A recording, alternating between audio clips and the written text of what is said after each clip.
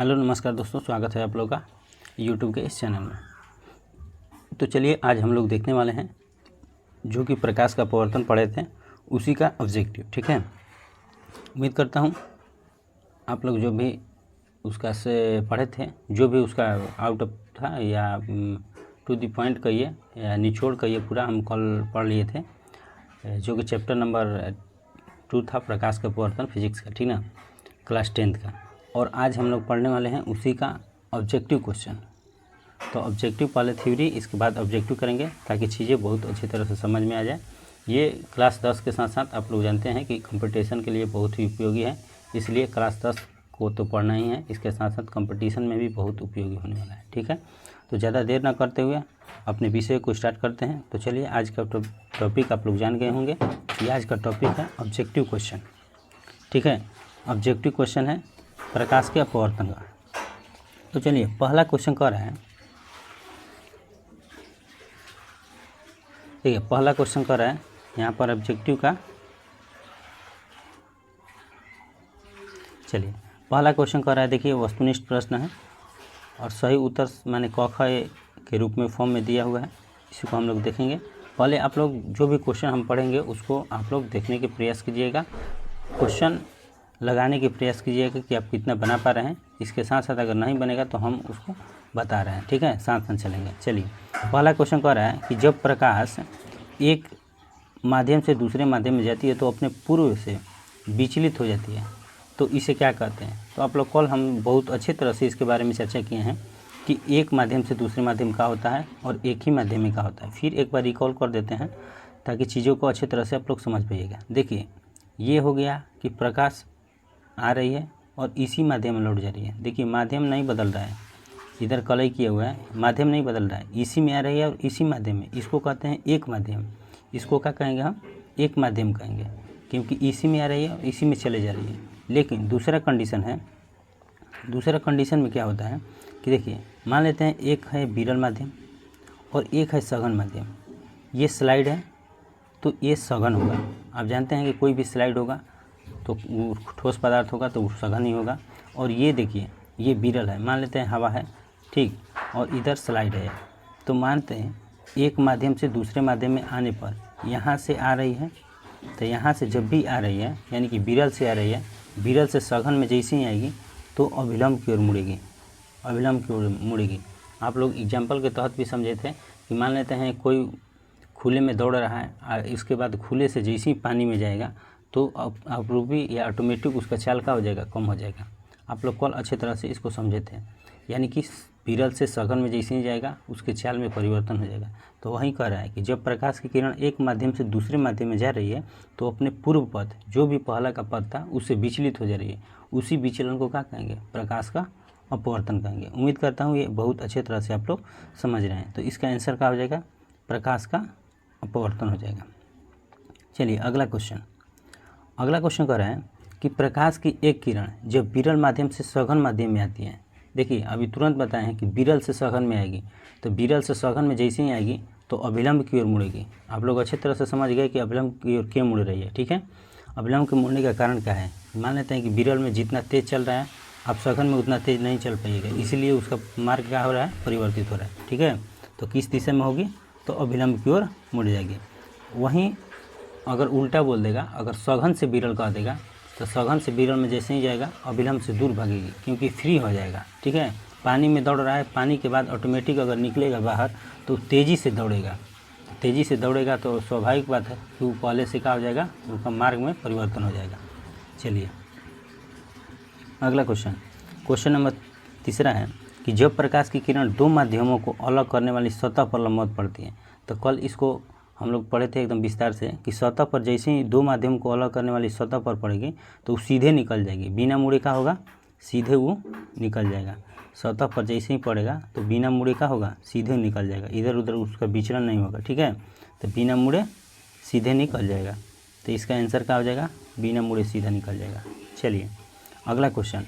अगला कह रहा है कि पानी से भरी बाल्टी की गहराई कम मालूम पड़ने का कारण है। देखिए, पानी से भरी बाल्टी का गहराई कम मालूम पड़ना, सिक्का अपने वास्तविक स्थान से ऊपर दिखाई देना, मछली अपने वास्तविक स्थान से ऊपर दिखाई देना, या कहिए कि पेंसिल डालने पर टेढ़ा प्रतीत होना, ये सब एग्जाम्पल प्रकाश का क्या है, अपवर्तन का एग्जाम्पल है। ये सब प्रकाश का अपवर्तन का एग्जाम्पल है। ठीक है, चलिए आगे बढ़ते हैं। अगला क्वेश्चन, जब प्रकाश एक माध्यम से दूसरे माध्यम में जाता है तब अपवर्तन होता है। तो अपवर्तन आप लोग जानते हैं कि किस में परिवर्तन होगा, तो चाल में परिवर्तन हो जाएगा। स्वाभाविक बात है, इसकी चर्चा बहुत बार हम लोग कर लिए कि चाल में परिवर्तन हो जाएगा। आ रहे हैं हवा से डायरेक्ट पानी में जा रहे हैं तो उसका चाल क्या होगा, जितना तेज़ आप बाहर दौड़ रहे थे उतना पानी में दौड़िएगा नहीं दौड़िएगा, आपका चाल ऑटोमेटिक क्या हो जाएगा, कम हो जाएगा। तो किस में परिवर्तन हो जाएगा, तो प्रकाश की चाल में परिवर्तन हो जाएगा। यहाँ पर चाल में परिवर्तन हो जाएगा। ठीक है, चलिए आगे बढ़ते हैं। अगला है कि सघन माध्यम से विरल माध्यम में प्रवेश करने पर आपतन कोण तथा अपवर्तन कोण में क्या संबंध रहता है।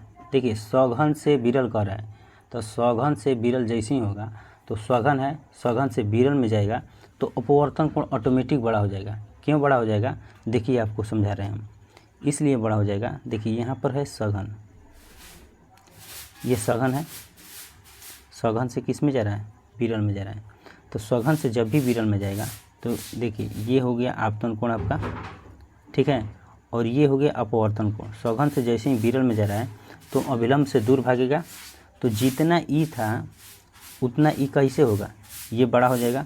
ये कितना हो जाएगा, बड़ा हो जाएगा, क्योंकि अभिलंब से दूर भाग रहा है। अगर यहीं अभिलंब के नज़दीक भागता तो इससे अपवर्तन कोण छोटा हो जाता, लेकिन अभिलंब से दूर भागने के कारण ये क्या हुआ, अभिलंब अपवर्तन कोण आपतन कोण से क्या हुआ, बड़ा हो गया। ठीक है, चलिए अगला क्वेश्चन, तो इसका आंसर क्या हो जाएगा, अपवर्तन कोण क्या हो जाएगा, बड़ा हो जाएगा। ठीक है, चलिए अगला क्वेश्चन।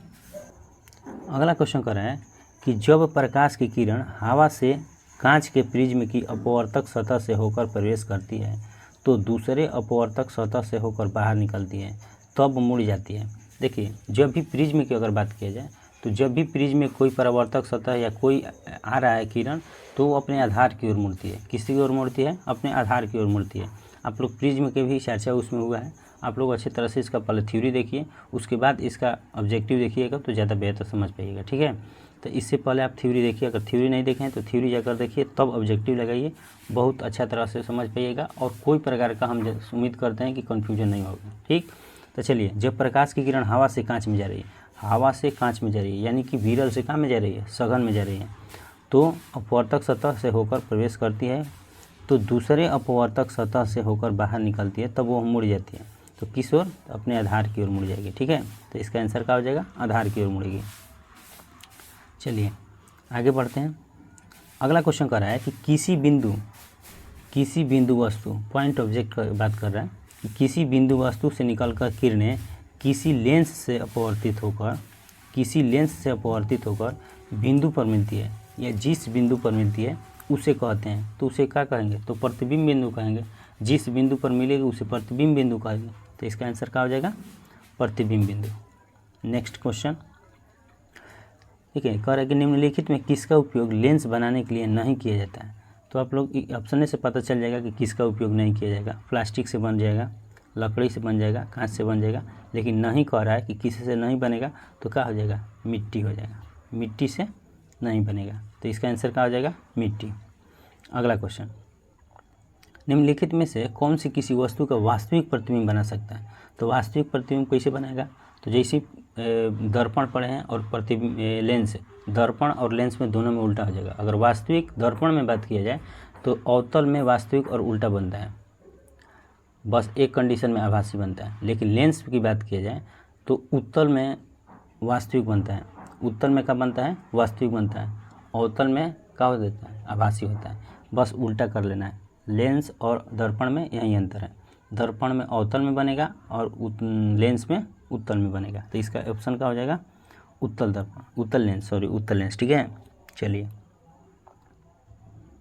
अगला क्वेश्चन कह रहा है कि प्रकाश एक माध्यम से जिसका परावर्तनांक n1 है दूसरे माध्यम में जिसका परावर्तनांक n2 है, यदि आपतन कोण I और अपवर्तन कोण का है R है तो साइन I बटा में साइन R बराबर होता है। देखिए, कल इसको जो भी पिछला वीडियो है उसमें अच्छी तरह से साइन I बटा में साइन R या n2 के बारे में चर्चा किए हैं। ठीक है, प्रकाश का दूसरे माध्यम, प्रकाश का पहला माध्यम। ठीक है, इसी को स्नेल नियम भी कहते हैं। ठीक है, तो आप लोग अच्छी तरह से समझिए। तो इसका आंसर क्या हो जाएगा, तो इसका आंसर हो जाएगा, तो प्रकाश का N2/N1 हो जाएगा। ठीक है, N2/N1 के हो जाएंगे। ठीक है, चलिए आगे बढ़ते हैं। अगला कह रहा है कि किसी द्रव में रखे वस्तु कांच के आयताकार स्लैब या पट्टी बोलिए से होकर किरणें पथ के नीचे, देखिए चित्र में दिखाया गया है। कांच का अपवर्तनांक 1.5 है, तो द्रव का अपवर्तनांक कुछ है। तो अपवर्तनांक बराबर आप लोग जानते हैं कि निर्वात में प्रकाश की चाल बटा में उस माध्यम में प्रकाश की चाल। उस फार्मूला से आप लोग यहाँ से बना पाइएगा, वहाँ से बना लीजिएगा, तो यहाँ से आ जाएगा 1.5 हो जाएगा। ठीक है, चलिए आगे बढ़ते हैं। चलिए अगला क्वेश्चन कर रहे हैं कि उत्तल लेंस क्या होता है। तो उत्तल लेंस क्या होता है, उत्तल से पता चल रहा है कि उठल, उत्तल से पता क्या चल रहा है, उठल, यानी कि किनारे की अपेक्षा बीच में क्या होगा, ज़्यादा मोटा होगा। किनारे की अपेक्षा बीच में क्या होगा, ज़्यादा मोटा होगा। यही ना उत्तल लेंस हुआ, यही ना उत्तल लेंस हुआ। तो ये होगा, तो देखिए ऑप्शन किस में है, तो उत्तल लेंस की मोटाई सभी जगह समान होती है, नहीं होगा। किनारों की अपेक्षा बीच में मोटा होता है, देखिए यही आंसर हो जाएगा। किनारे की अपेक्षा बीच में क्या होता है, ज़्यादा मोटा होगा। ठीक है, चलिए ऑप्शन नंबर ए हो जाएगा। अगला कह रहा है कि किसी उत्तल लेंस के सापेक्ष कोई वस्तु किसी स्थिति पर रखी जाए तो उसका वास्तविक उल्टा तथा बराबर आकार का प्रतिबिंब प्राप्त किया जा सकता है। तो वास्तविक उल्टा और बराबर किस स्थान पर, तो फोकस दूरी से दुगनी वस्तु पर रखा जाएगा, तो वह सब बराबर होगा। ठीक है, फोकस दूरी के दुगनी दूरी पर। चलिए, तो इसका ऑप्शन नंबर क्या हो जाएगा, सी हो जाएगा। अगला क्वेश्चन कह रहा है कि उत्तल लेंस में जब वस्तु फोकस एवं लेंस के बीच रखा जाएगा, फोकस और लेंस के बीच रखा जाएगा तो कैसा प्रतिबिंब देगा, तो वो वास्तविक और उल्टा प्रतिबिंब देगा। ठीक है, क्योंकि आप लोग पीछे पढ़ चुके हैं। ठीक है, आगे बढ़िए। अगला क्वेश्चन है कि एक उत्तल लेंस में 30 सेंटीमीटर की दूरी पर एक वस्तु रखी गई है। लेंस से उतनी ही दूरी पर वास्तविक प्रतिबिंब बनता है। लेंस की फोकस दूरी बराबर आप लोग जानते हैं कि F बराबर R/2 होता है, तो उसमें निकाल देना है तो 15 हो जाएगा। ठीक है, 15 सेंटीमीटर। तो इसका क्या हो जाएगा आंसर, 15 सेंटीमीटर। चलिए अगला बढ़ते हैं। अगला भी न्यूमेरिकल है। एक अवतल लेंस की फोकस दूरी 20 सेंटीमीटर है, तो इसकी क्षमता डायप्टर निकालना है। तो 20 सेंटीमीटर, देखिए यहाँ पर सेंटीमीटर दिया है, जब मीटर में दिया रहेगा तो P बराबर 1/F होता है। P बराबर क्या होता है, 1/F। लेकिन जैसे सेंटीमीटर में अगर दिया रहता है तो 100 ये हो जाता है, 100/F होगा। ठीक है, सेंटीमीटर में फोकस दूरी दिया है तो 100/F, तो 100 बटा में 20 कीजिएगा तो 20 × 5 = 100, 5 हो जाएगा। अब कह रहा है अवतल लेंस की बात, तो माइनस होगा, निगेटिव होगा। ठीक है, तो -5 सेंटीमीटर होगा। चलिए आगे बढ़ते हैं। अगला कह रहा है कि यदि वस्तु उत्तल लेंस की फोकस तथा फोकस दूरी की दूनी दूरी के बीच रखी है, यानी कि दुगनी कह रहा है, तो उसका प्रतिबिंब बताना है कि कैसा बनेगा। तो उसका प्रतिबिंब कैसा बनेगा, तो वास्तविक बनेगा, उल्टा बनेगा और बड़ा बनेगा। ठीक है, ऑप्शन नंबर डी हो जाएगा। देखिए अगला क्वेश्चन है कि जब एक उत्तल लेंस के 20 सेंटीमीटर की दूरी पर वस्तु को रखा जाता है तो वस्तु का एक काल्पनिक या आभासी प्रतिबिंब बनता है। लेंस की फोकस दूरी बताना है, तो लेंस की फोकस दूरी कितना हो जाएगा, तो 20 सेंटीमीटर से अधिक होगा। ठीक है, चलिए अगला क्वेश्चन नंबर हम लोग कितना देख लिए, 19। अगला क्वेश्चन 20। देखिए 20 डायप्टर है, एक लेंस की क्षमता 5 डायप्टर है, यानी कि 5 डायप्टर है, तो उसका बताना है कि वो क्या होगा। तो 20 × 5 = 100, आप लोग जानते हैं कि 1/F होता है, 5 डायप्टर है, तो इसका क्या हो जाएगा, 20 सेंटीमीटर फोकस दूरी उत्तल लेंस। ठीक है, चलिए आगे बढ़ते हैं। कह रहा है कि एक गोलीय दर्पण और एक पतले लेंस में प्रत्येक की फोकस दूरी 25 सेंटीमीटर + 25 है, तब दोनों ही उत्तल होगा, दोनों ही अवतल होगा, ये बताना है इसकी स्थिति क्या होगा। तो इसमें क्या हो जाएगा कि दोनों ही क्या हो जाएगा, उत्तल लेंस हो जाएगा। ठीक है, दर्पण की बात कर रहे हैं तो दोनों ही क्या हो जाएगा, अच्छा एक दर्पण और एक लेंस की बात चर्चा कर रहा है, तो दोनों क्या हो जाएगा, उत्तल हो जाएगा। ठीक है, लेंस में भी उत्तल होगा और दर्पण में भी उत्तल होगा। चलिए आगे बढ़ते हैं। किसी शब्दकोश के छोटे छोटे अक्षरों को पढ़ने के लिए निम्नलिखित में से कौन उपयुक्त है। देखिए छोटे छोटे अक्षरों को कौन उपयुक्त है, तो छोटे छोटे अक्षरों को पढ़ने के लिए कौन उपयुक्त है, तो 5 सेंटीमीटर फोकस दूरी का उत्तल लेंस, क्योंकि ये क्या कर देगा, बड़ा बना देगा, नज़दीक कर देगा। ठीक है, चलिए आगे बढ़ते हैं। अगला क्वेश्चन है कि एक गोलीय दर्पण तथा एक पतले लेंस दोनों की ही फोकस दूरियाँ -15 सेंटीमीटर है, तो दोनों संभवतः होंगे। देखिए गोलीय दर्पण के पतले लेंस दोनों को एक ही माने -15 सेंटीमीटर है, तो बदलाना है किस कंडीशन में होगा, तो वो अवतल लेंस के कंडीशन में। ठीक है, ये क्या होगा, अवतल लेंस हो जाएगा। चलिए आगे बढ़ते हैं। अब ऑब्जेक्टिव क्वेश्चन जितना इसमें दिया था 23 को टोटल दिया था, वो हम लोग कंप्लीट कर लिए। इसी में देखिए फिल इन द ब्लैंक्स है, उसको भी देख लेते हैं, ठीक है, ताकि आप लोग इसको भी ऑब्जेक्टिव कर सकते हैं, इससे भी क्वेश्चन बन सकते हैं आपके एग्जाम में, ठीक है। चलिए अगला क्वेश्चन है कि पानी में तैरती हुई मछलियाँ अपनी वास्तविक स्थिति से क्या हल्का ऊपर दिखाई देगी, क्योंकि ये प्रकाश का अपवर्तन के कारण होता है कि सिक्का भी हल्का ऊपर दिखाई देता है, पेंसिल डालने पर टेढ़ा दिखाई देता है, ये सब प्रकाश के अपवर्तन के कारण है, ठीक है। तो इसका क्या होगा, वास्तविक स्थान से ऊपर दिखाई पड़ेगी, यहाँ पर ऊपर होगा, ठीक है, ऊपर। चलिए आगे बढ़ते हैं। अगला क्वेश्चन कह रहा है कि डैश में प्रकाश की चाल सबसे अधिक होती है, किसमें प्रकाश की चाल सबसे अधिक होगी, तो शून्य या निर्वात होगा। इसका ऑप्शन क्या हो जाएगा, शून्य या निर्वात में प्रकाश की चाल सबसे अधिक होगी, शून्य या निर्वात में, ठीक है, शून्य या निर्वात में प्रकाश की चाल सबसे अधिक होगी। अगला क्वेश्चन कह रहा है कि जब प्रकाश की किरण कांच से वायु में जाती है, देखिए कांच से वायु में जा रही है, तो यानी कि कांच क्या है, सघन है, वायु क्या है, विरल है, तो वह कांच से जैसे ही सघन से विरल में जाएगी तो अविलंब से दूर भागेगी, अविलंब से क्या होगी, दूर भागेगी, क्योंकि सघन से विरल में जा रही है। तो यहाँ से क्वेश्चन हो जाएगा तीसरा का क्या हो जाएगा, अविलंब से दूर हटेगी, यहाँ पर अविलंब हो जाएगा, ठीक है, अविलंब।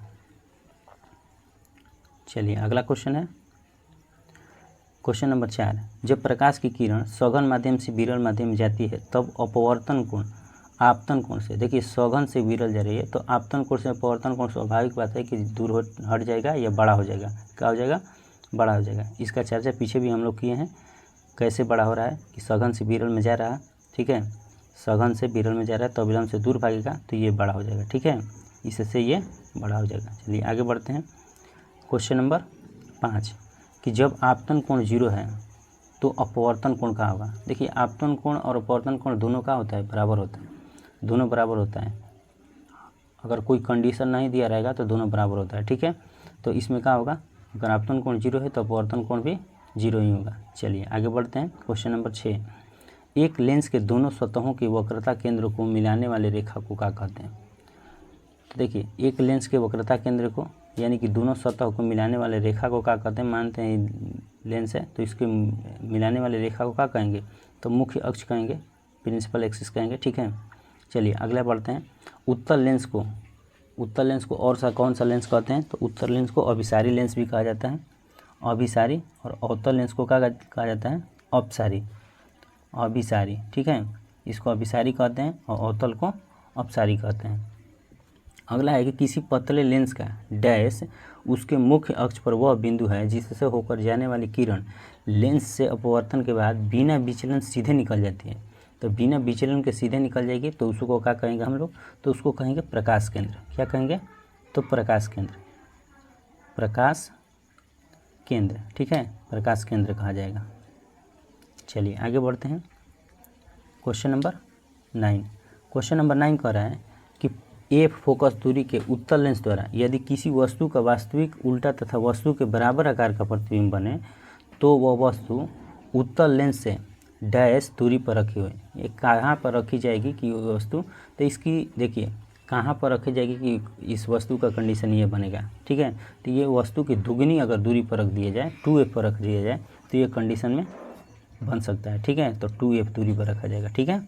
चलिए अगला क्वेश्चन है कि एक उत्तल लेंस के फोकस पर रखा प्रतिदीप्त या प्रदीप्त विद्युत बल्ब डैश किरण पुंज देगा, कौन सा किरण पुंज देगा, तो ये समांतर किरण पुंज देगा, ठीक है, समांतर किरण पुंज देगा। तो क्वेश्चन नंबर 10 का क्या होगा, समांतर हो जाएगा, ठीक है। अगला डैश लेंस समांतर किरण पुंज को अपने फोकस पर अभिसरित करता है, देखिए अभिसरित कर रहा है तो कौन सा अभिसरित करेगा, तो उत्तल लेंस करेगा अभिसरित, क्योंकि उसको अभिसारी लेंस भी कहा जाता है, ठीक है। तो यहाँ पर क्या हो जाएगा, उत्तल लेंस, ठीक है, अभिसरित कर रहा है, अगर यहीं अपसरित करता तो अवतल लेंस हो जाता है यहाँ पर, ठीक है।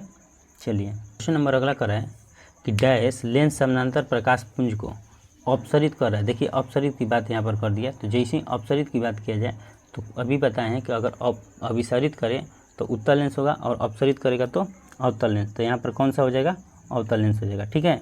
यानी कि क्वेश्चन नंबर 12 का आंसर हो जाएगा अवतल लेंस। चलिए आगे बढ़ते हैं। उत्तल लेंस द्वारा काल्पनिक यानी कि आभासी प्रतिबिंब तब बनता है जब वस्तु कहाँ रखा जाएगा, तो फोकस दूरी से किसके बीच रखा जाएगा, तो फोकस दूरी से किसके बीच, तो फोकस दूरी से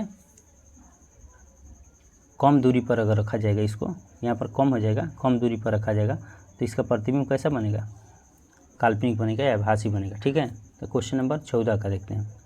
क्वेश्चन नंबर 14 कह रहा है कि किसी लेंस की डैश उसकी फोकस दूरी के व्युत्क्रम से मापी जाती है। तो किसी से मापी जाएगी, तो उसको क्षमता का माप जो होता है उसको क्या होता है, लेंस की व्युत्क्रम को मापा जाता है। ठीक है, इसका यहाँ पर क्षमता हो जाएगा। क्वेश्चन नंबर 14 का आंसर क्या हो जाएगा, क्षमता हो जाएगा। अगला क्वेश्चन, लेंस की क्षमता का ऐसे मात्रा, तो लेंस की क्षमता का ऐसे मात्रा क्या होगा ये बताना है। तो ये होता है डायऑप्टर या एम इन्वर्स होता है, एम इन्वर्स होता है, एम इन्वर्स भी होता है। ठीक है, तो इसका एम इन्वर्स हो जाएगा। अगला क्वेश्चन कर रहा है कि 50 सेंटीमीटर फोकस दूरी वाले उत्तल लेंस की क्षमता होगी। देखिए उत्तल लेंस की क्षमता बोल रहा है, तो उत्तल लेंस की क्षमता क्या हो जाएगा, तो +2 डायऑप्टर होगा, क्योंकि 100/100 का होता है, एफ होता है, तो एफ बराबर 50 होगा, तो 50 से +2 डायऑप्टर होगा। ठीक है, उत्तल लेंस का रहा है, अगर यहीं अवतल का होता तो -2 हो जाता। ठीक है, चलिए देखिए -5 डायऑप्टर क्षमता वाले लेंस की फोकस दूरी, तो -5 डायऑप्टर वाले का कहाँ हो जाएगा, तो यहाँ पर हो जाएगा कितना, 20 सेंटीमीटर। कितना हो जाएगा, 20 सेंटीमीटर। आप लोग अच्छे तरह से जानते हैं कि P बराबर 1/f होता है, 1/f होता है इस कंडीशन में। चलिए अगला है कि 2 मीटर फोकस दूरी वाले अवतल लेंस की क्षमता क्या होगी। देखिए 2 मीटर दिया है, तो 2 मीटर वाले जैसे ही कहेगा तो कितना हो जाएगा, 1/f होगा, तो 1 में जैसे ही f होगा, 1/f होगा। ठीक है, तो 1/2 होगा, तो 0.5 हो जाएगा। ठीक है, चलिए आगे बढ़ते हैं। किसी पारदर्शी माध्यम का अपवर्तनांक प्रकाश की निर्वात में चाल तथा प्रकाश की माध्यम में चाल का क्या होता है, अनुपात होता है। यहाँ पर क्या होगा, अनुपात होगा, तो इसका 19 का आंसर क्या हो जाएगा, अनुपात। चलिए हम लोग अच्छे तरह से पूरा कंप्लीट कर लिए इसका ऑब्जेक्टिव भी और फिल इन द ब्लैंक्स जो भी था उसको। उम्मीद करता हूँ ये वीडियो आप लोगों के लिए बहुत उपयोगी होगा और अच्छा भी लगा होगा। ठीक है, अगर अच्छा लगे तो वीडियो को ज़्यादा से ज़्यादा शेयर कीजिए, लाइक कीजिए तथा चैनल को सब्सक्राइब कीजिए। यहाँ पर कंटिन्यू पूरा सीरीज चल रहा है NCERT का, क्लास 10th का। ठीक है, तो आप लोग जल्द से जल्द जुड़ जाइए, आप अपने तैयारी को बूस्ट कीजिए। ठीक है, मिलते हैं अगले टॉपिक के साथ अगले वीडियो में, तब तक के लिए धन्यवाद।